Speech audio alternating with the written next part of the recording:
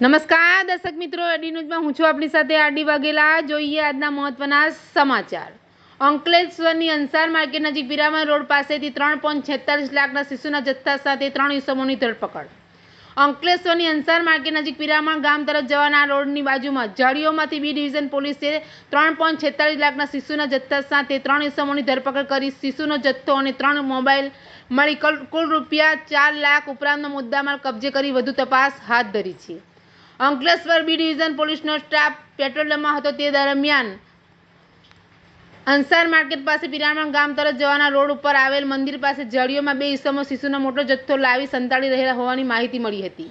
જે માહિતીના આધારે પોલીસે રેડ કરતા 2 ઇસમોને પકડી તેની પૂછપરછ કરતા તેઓ અંસાર માર્કેટમાં રહેતા અલાઉદ્દીન જલીલ કુરેશી અને ઇમરાન અકબર મુનશી ચૌધરી હોવાનું જણાવ્યું હતું.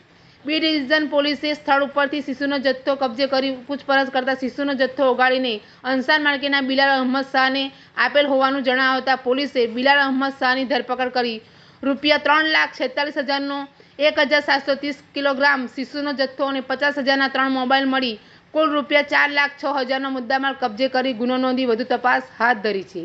એડી ન્યૂઝ સાથે રિપોર્ટર જયેશ પ્રજાપતિ, અંકલેશ્વર.